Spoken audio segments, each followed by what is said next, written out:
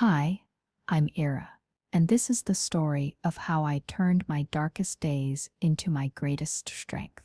I was born in a tiny village where dreams seemed smaller than the huts we lived in.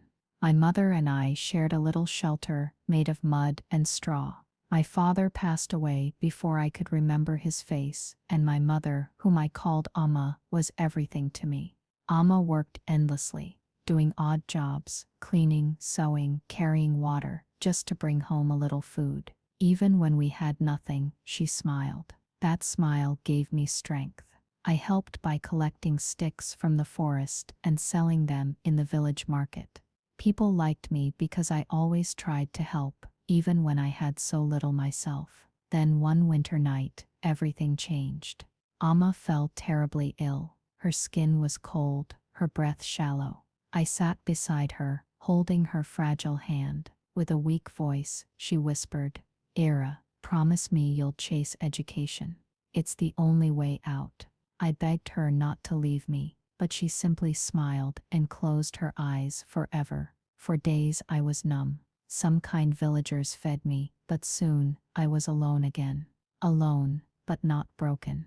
I remembered Amma's words. I had to study. I had to rise. With no money, I knocked on every door, asking for work. At last, an elderly woman, Mrs. Devya, let me clean her home. She was kind, and a retired school teacher. She noticed my eagerness to learn and asked me one day, "Would you like to read?"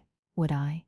Every evening, after my chores, she'd teach me letters and words. She gave me her old books, and I soaked up every word like water in a desert. Years passed. I grew, not just in age, but in knowledge and confidence. Mrs. Devya believed in me. One day, she said, "You must go to the city. I know someone who can help." Scared but determined, I took the little money she gave me and a letter she had written. The city was overwhelming, so loud, so fast, but I found her friend, Mr. Rayan, who welcomed me into his home. He let me work in his small office, filing papers, cleaning desks, and in return, he taught me English and math every night. I studied like my life depended on it, because in many ways it did. One day, Mr. Rayan encouraged me to apply for a university scholarship. I thought he was dreaming, but I applied, and I got it.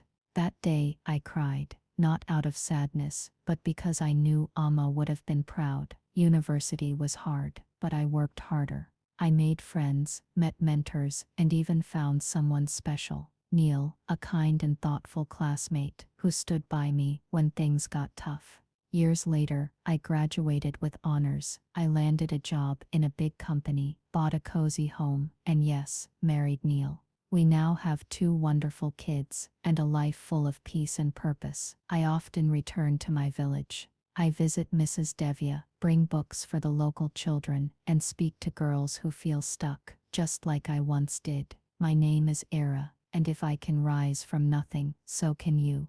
Because hope, when held tightly, becomes a path.